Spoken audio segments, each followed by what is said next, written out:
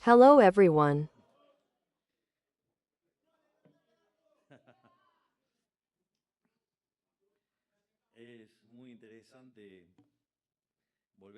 It is very interesting to return to this place and to this room. Some of those who are here do not know, probably the vast majority, but in this room we have celebrated winning the first round.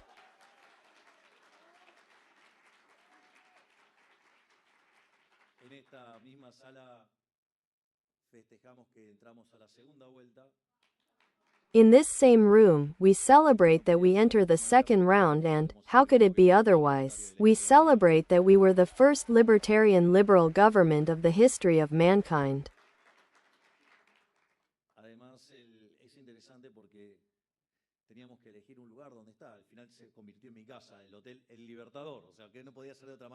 In addition, it is interesting because we had to choose a place to be. In the end, it became my house, the Libertador Hotel. It could not be otherwise that the Libertador Hotel, and as if that were not enough, the colors of the hotel are violet. It is the color of freedom progresses. It is the color of the political sign that will stand on Argentina and that will turn it into a power again. Now, entering the formal part, I will try not to deviate much from the speech, so we do not enter complicated loops. But to begin, I want to greet and thank the Tech Forum authorities for the organization of an event of this importance. It is a pride for me, being a strong defender of a free business capitalism that has produced the greatest technological expansion of our history, to be able to address an audience that bets daily to discover new solutions for our daily problems, knowing that, in case of being successful in their mission, their efforts will be more than more rewarded by the market. However rare that it seems to hear this from my mouth, I would also like to thank the Marxists, with their dire ideas, because if it were not for them, Schumpeter would never have developed the concept of creative destruction, which is what congregates us all those present here.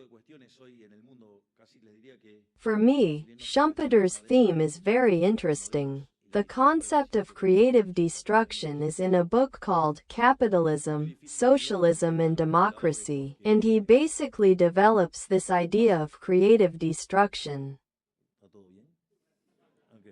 These types of issues today in the world would almost tell them that, although they are not questioned within what are the models of economic growth literature, and, incidentally, that is my specialization, it is very difficult to deal with the issue of regulators. The concept of creative destruction is very interesting because, obviously, like everything that is new and like all innovation, it always generates fear. So, for example, one of the things that are found is that many of the politicians are afraid of this. They are afraid of the new, the unknown, let's say. One of the great discussions is what will happen to jobs.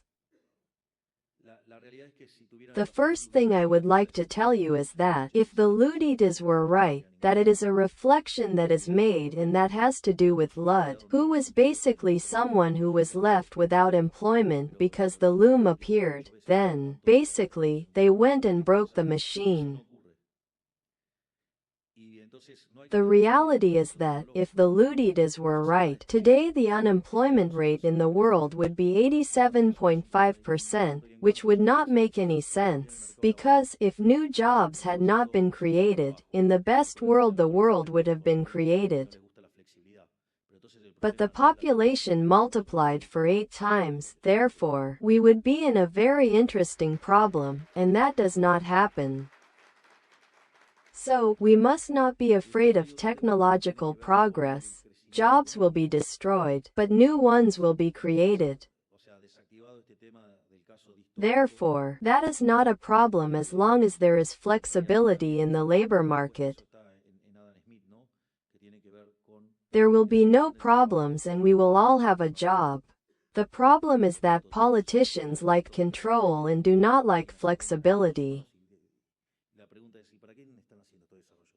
But then, the problem is not technology. The problem is politicians. As is the case, the problem is politicians. And then there is another issue that has to do with economic growth.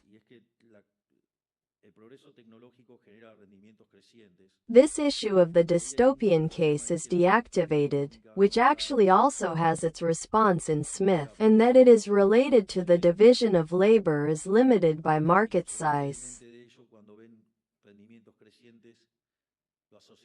Therefore, all those dystopian scenarios that believe that machines are directly eaten. The question is, what are all that development doing? Someone will have to sue, right? And they are human. In addition, those who invest and put resources are also human.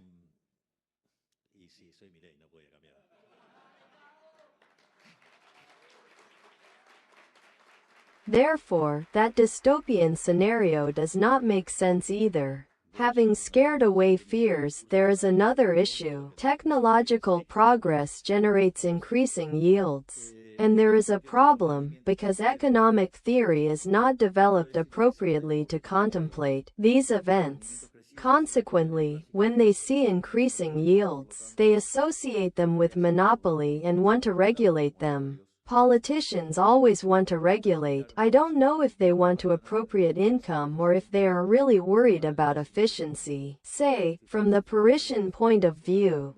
That is also a sinister concept. It has to be clear. Sinister is sinister, left, it doesn't matter. That is, those who put sinister on the left were not mistaken. And yes, I'm Miley, and I can't change. I must take 7 minutes of speech, and only 1 was speech, and 6 outside. These things happen. The question of growing yields is interesting because, in neoclassical theory, they are associated with monopolies. Therefore, what politicians do is regulate monopolies. The problem is that, when they want to assimilate a competitive company, they kill present yields and, consequently, kill economic growth. If you look, what is the most regulated world area? Europe. And what is the most miserable growth rate in the world? Europe. That's why Argentina is a great opportunity. Beyond all the structural reforms we are doing, there is nothing to hate more than regulations. In fact, we have a ministry that is dedicated to deregulate. But returning to the speech, because at some point I had to return, I say that, to put a little in context, it is estimated that the human species is around 300,000 years, of which we were hunters-gatherers for 290,000 years. That is, during all that time, we were nomads. There was no kitchen, architecture, much less writing and even less engineering. However, at some point, about 10,000 years ago, we began to cultivate the land and gathered in cities. This resulted in an exponential development of development, with which we colonize the entire planet, we sail all the waters, we build unimaginable monuments for our ancestors and conquer mountains after mountains.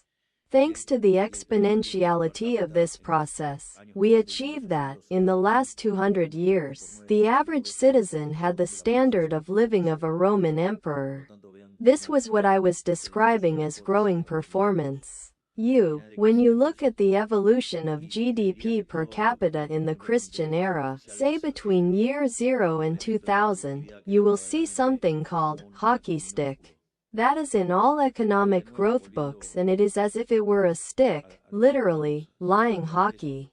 Then, you all have a long and constant part, and suddenly the tail lifts. Basically, the entire part that is constant goes from the year 0 to 1800, and the strong growth, say, have it from 1800 to 2000. In fact, the growth of GDP per capita during the first 1800 years in the Christian era was 0.02%, that is, 3,500 years were needed to double the GDP. The GDP per capita, in the years from 1800 to 2000, multiplied by 9.5 times, in a context where the population multiplied by 7. Therefore, see how the hypothesis of decreasing marginal yields was destroyed, and I would tell them that everything that has to do with artificial intelligence will generate this increase in productivity that is truly like a tiny act. Again, returning to what we were pointing out before, put in mathematical terms, if we take the Gutenberg printing press since 1450 as the great civilizational year of our species, we estimate that 95% of technological and scientific advances occurred after this milestone. This means that 95% of human inventions occurred in the last 0.2% of the history of our species. So that we are clear about the moment we are living. We never live as we are living. Man was never better than as he is now. There is an author that also fascinates me in the field of economic growth, which is called Oded Galore, which seems that, by force of citing it, it began to follow me on Twitter. Yes, moreover, they even offered me to introduce me and everything. This author did a phenomenal job, which is the unification of economic growth theory. Because if you take the period between the year 0 and 1800, that could be explained perfectly by Malthus. And if you take what are the 200 years that follow you, in reality, although the solo model is an aesthetically reasonable thing, it is weak, and you go to the endogenous growth models to explain this issue of acceleration and increasing yields. And the genius of Oded Galore is that, to his model, he manages to reconcile the vision of the Malthusian model with the endogenous growth models. It has two shooting points. The first shooting point in the technological has to do with the printing press, because it is what gives rise to human capital. As it is a human capital model, as a growth generation mechanism, two facets of human capital are involved. Not only the amount of work, but the formation. So, there is a shot for what has to do with the appearance of the printing press as a mechanism for transmission of knowledge. And there is another shot that has to do when the population reaches 1 billion human beings. That is, at the time when the Great Catastrophe predicted. I say catastrophe later for the Club of Rome and for all the green murderers who are turning neo-Marxists who pose the problem of man with nature and want to fix the world killing innocents, call the abortiers. So, we have a good explanation of what we are living. And returning to the printing press, this evolutionary leap marked that in the last 2 centuries we would not be able to guarantee 2 daily meals to have conquered the atom, the air and the space, even to be discussing how long we will take to conquer Mars or how much is missing to be replaced by robots or artificial intelligences for everyday things. A real wonder. I don't know if they saw the new version of Optimus. It is wonderful. Apart from my deep admiration for Elon Musk, I don't know if they saw the gesture that Optimus makes, with which now, let's say, I wanted a little more. So, I would tell you that, without going any further, you lift your hand those who have ever used ChatGPT in the last 30 days. He was sung, he was criminal, without Archer. This penalty did not wash the Higuain Pipita in a final. Therefore, technology is the greatest sample of the abilities that the human being has, both at the individual and collective level. Each technological innovation is a step that man has taken to solve a problem, allowing him to have idle time to solve the next. As you will see, I am optimistic, and it shows.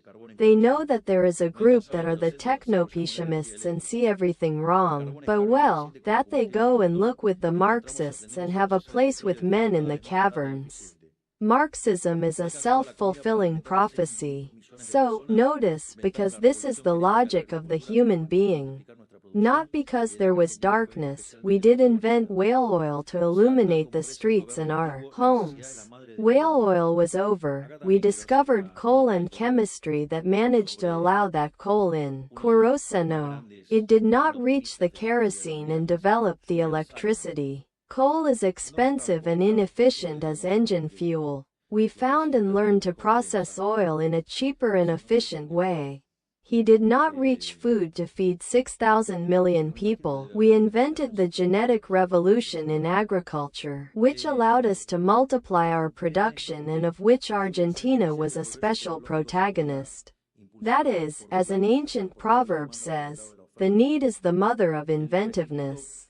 Here I also want to make a color note about one of the greatest techno-activists in the history of humanity, which is Julian Simon. It is not so popular. I always say that pessimists have a better press, if I don't know why, but I imagine there must be some psychological explanation for that, but I don't know. Julian Simon said that technological progress could be promoted by two sides, either on the side of demand or on the supply side. The growth we just described is the growth on the demand side.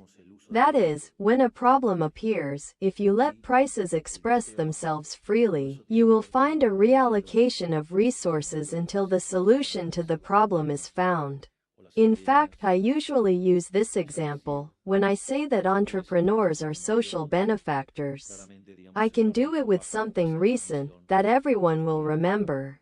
At the time the COVID appeared and the pandemic problem, one of the things that was recommended was the use of the chin and mass test. That has to do with a model, which is used to analyze pandemics or epidemics, which is called SIR, susceptible, infected and removed, where clearly the chin lowers the transmission rate and the tests remove more quickly to those infected and therefore lower the transmission speed. I mention it because yesterday the world left that sinister being that was the unpresentable and disgusting Minister of Health we had, accomplice of the largest cavernicola quarantine in history, and that was also responsible, together with former President Alberto Fernandez, of the death of 100,000 Argentines.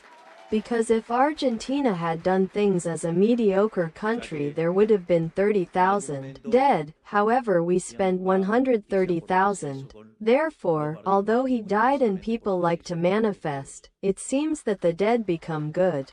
This was a son of Rie thousand whore and will be remembered as a son of a bitch. Since at some point there will be justice for what was done with the chins and especially for what was done with the tests. And the reality is that economic policy had answers for this type of thing, because if there is a substantial, deep change in demand, and you stop demanding certain goods and show others, that translates into a change in relative prices. And you get resources out of the sector where you have to contract and send them to the other. And that is feasible because the price signal is. The problem is that when politicians appear and want to control prices, the resources that have to fall, but those that have to move to the other sector do not happen, with which they have a loss of huge well-being, and in this case, these mistakes that politicians put their hands cost many human beings. Therefore, this is also a song in favor of the ideas of freedom. If we had applied the ideas of freedom, we would have had much less dead. And not only that, but also, in an anarcho-capitalist model, we would not have had a garbage of president who used quarantine and extended it for political reasons to improve its image and have a better electoral result. So, when anarcho-capitalists want to burst the state, they are right. Therefore, one of the forms that generates technological progress is precisely because of this situation where the movement of demand generates the quasi-income and intention of individuals to fix the problems. That is what technological progress appears and the problem is solved. But for that you need freedom. The other way has to do with the technological progress driven on the supply side. That is, very contrary to all of these who want to kill children in the mother's womb. Because basically the question is, if I want to find a Mozart, what is the probability of finding it in a population of 100 people versus one of 1 million people?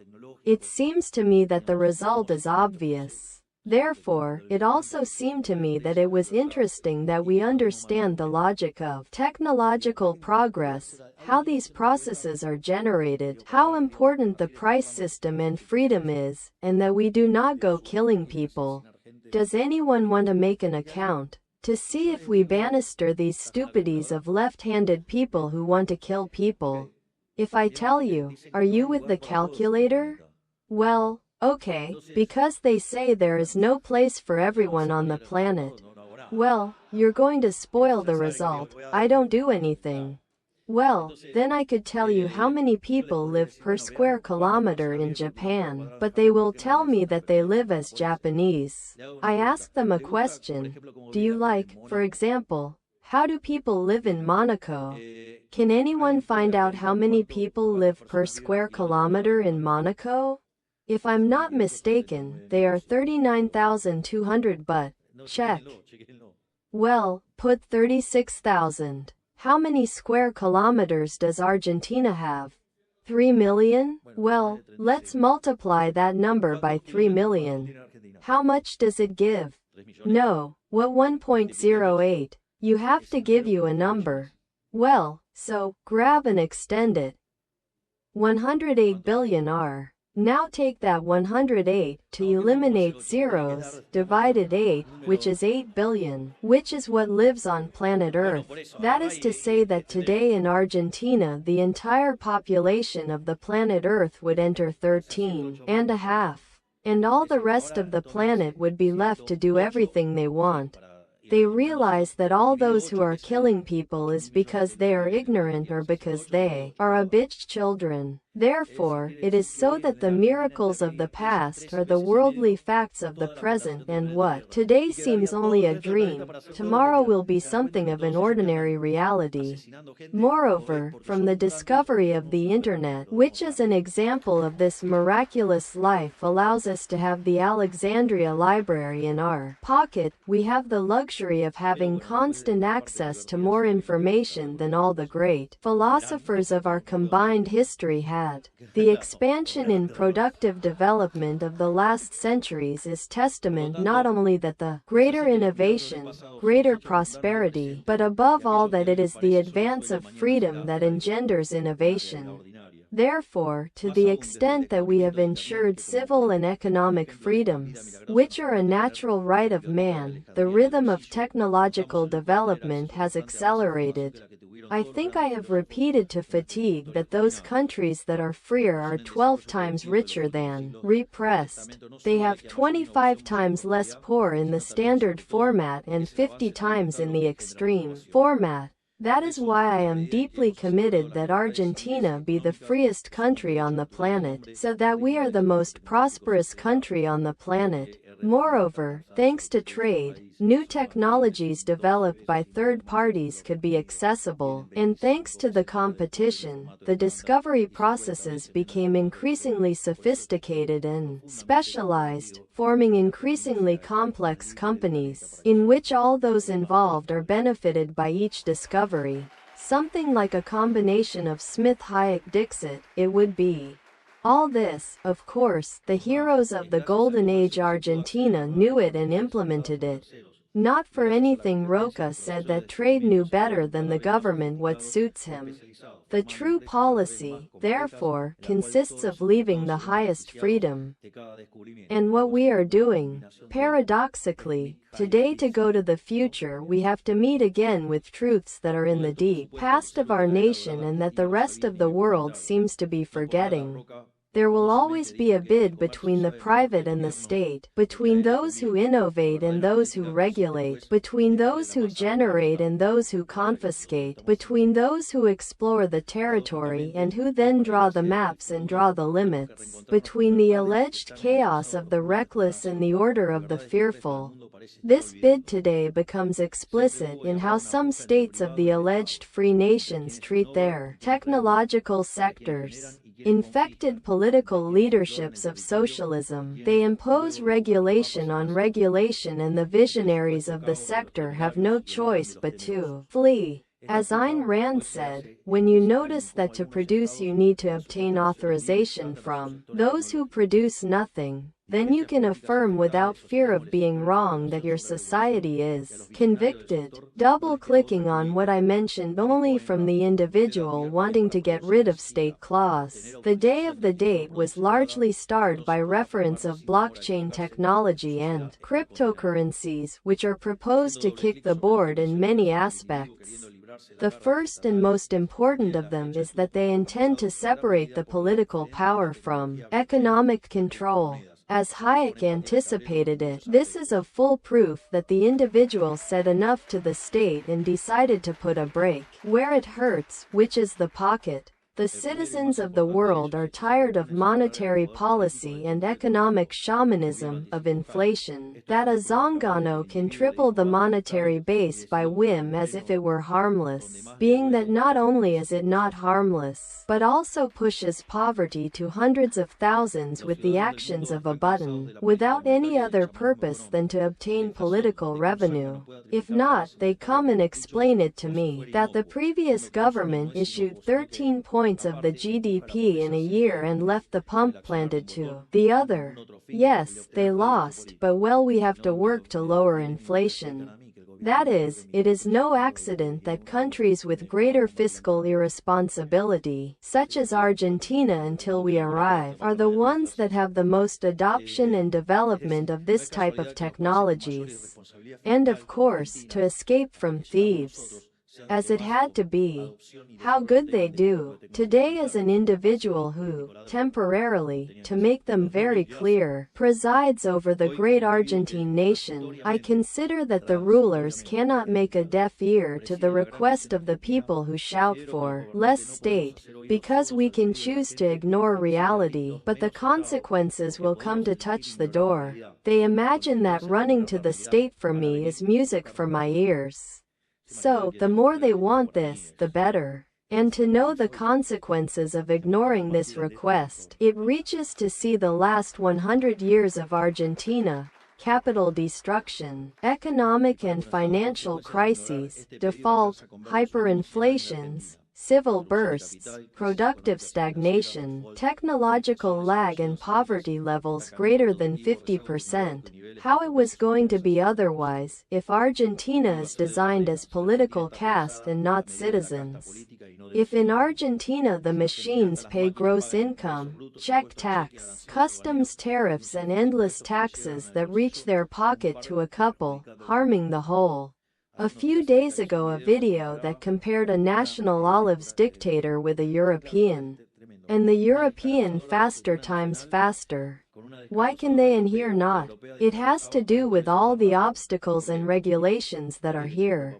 As I said before, to retrace this path we have to meet again with truths that are in the deep past of our history. That is what we come to do. Embrace trade and competition and turn them into our highest standards, so that Argentines can access cutting-edge technology at competitive prices without enriching useless customs along the way. So that the productivity of all our workers is enhanced, being able to access better tools around the world to multiply the value generated by the Argentines. As we proposed in the May Pact, we are working to propose a federal model marked by fiscal competition, with few national taxes to guarantee the functioning of the state and security, so that each province and municipality can decide which tax burden wants to impose on its citizens, and be these who have the possibility of choosing the lifestyle they wish to live and know perfectly what they receive or stop receiving for the taxes they pay. In fact, we are advancing in this. We are forcing the municipal fees to remove from the invoices, and those who resist and do not want to do it, we take out the branches of the National Bank.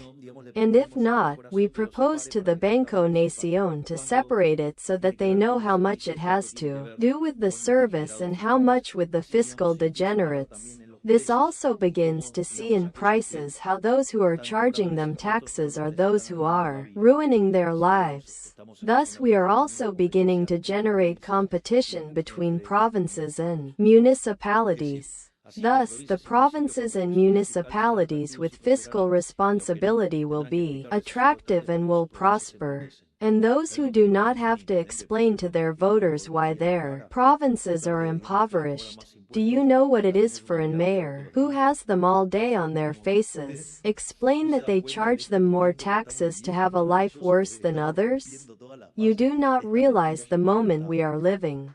It is wonderful. We are breaking all the foundations of this lie called the state. That is, there is no other way. We want to be attractive to capital and for citizens around the world, as we were 100 years ago, when we were the largest land of opportunities in the world. Although it seems a lie, people when they left Europe chose to go or to the United States, who had it in front of it in some way, or come to a very distant place, which was Argentina. It is incredible, because for those conditions, at that time, it was much more risky to come to Argentina, so imagine everything attractive it was. And basically what we want is to be a promised land again. At the same time, it is interesting, because while Argentina opens to the competition, today many leading countries of the world revolve in the opposite direction. This is incredible, but we already realized, after 100 years, that we were error and that this was not going anywhere. The incredible thing is that we already realized, we began to hit the return, and there are others that are copying the Argentine model, that is, it is to hit a shot in the feet. I do not understand. That is why I go to international forums many times and I tell you that I come from an apocalyptic future. What they are doing we already did and it doesn't work. But the problem is that there is a matter of incompatibility of incentives. If you remember, during the campaign I used to say that while a traditional politician asks you for the vote to give you the power to transform your life, and in the medium transform your own, we asked for the vote to return power to citizens, so that they are the architects of their own future. Obviously, in the politician's box the difference is substantial. That is, the more corrupt the politician is, the more the other model will want, the more he will like the intervention and the great socialist, because in the middle they stay with more money. As the saying that the one who distributes stays with the best part. Well, that's what it's about. We do not like that model. We want to return freedom to citizens. And what we are doing, we with the base law and the DNU made a structural reform that is 8 times larger than that made by Menem, being that Menem made the largest structural reform in Argentine history. That is, you are truly facing a historical moment where we made the largest structural reform in Argentine history. And we did that with 15% of the Chamber of Deputies and 10% of the Senate. That was impossible, we did it. There is nothing that is not impossible. None of your dreams is impossible. All your dreams can come true. All they need is to have confidence. And trust will have it when you stand in your own shoes and not when you are doing the state for you, because then you will not do anything. Moreover, those 2 reforms, which are actually 800, but in 2 packages, implies a leap in the levels of economic freedom of 90 positions. That is, today Argentina would begin to resemble countries such as Germany, France or Italy. But that is not enough to me. We have 3,200 pending structural reforms. And our goal is to become without a doubt in the freest country on the planet, and have no doubts that we will achieve it. So, while some powers of the West belittle the role of freedom in technological development and, consequently, in prosperity itself, Argentina embraces the ideas of freedom after more than a century. And while developed countries become heavy in unjustified regulations and scare away technological investment, we remove regulations and invite Argentine capitals and the world to develop here. We want to be a shelter for those who bet on technological development, both here and throughout the planet, because we trust the natural relationship between freedom, innovation and economic progress. Because as we have learned that the alternative to freedom, innovation and progress is the misery in which we have become accustomed to living. Well, but we resist and wanted to leave from what we did on November 19 last year, when we turned our backs on the populists and decided human that distinguishes it from animals, which is the condition of creating, resides a basic slogan of the human spirit: always go further. Because when we reach a goal, we do not sit in our laurels. We ask ourselves what follows and look for the next border. Always advance, never go back. That is why technological optimism is almost a moral obligation, because our future depends on it. And that is why we cannot lose the promising spirit, that curiosity that is so human, nor the courage to pursue it. We cannot allow us to be intimidated by those who are afraid of change, and in a flagrant act of intellectual dishonesty they see only a source of evils, when the story indicates the opposite. Technological innovation is nothing more than doing more with less. You don't have to be afraid. On the contrary, you have to be afraid of inertia, stillness, stagnation. Moreover, the only thing to be afraid of is fear itself. Well, we already know us. We are not afraid, clearly, and when we find an obstacle we do not stop, we accelerate. This is how things do, and this is how we are going to get Argentina out of the 100 years of misery to which they condemned her. Because if we embrace the ideas of freedom that once made us great, I have no doubt that Argentina will be prosperous, and I have no doubt that the future will be better than the present. Thank you very much. That God bless the Argentines and that the forces of heaven accompany us. Long live freedom, damn it. Long live freedom, damn it. Long live freedom, damn it.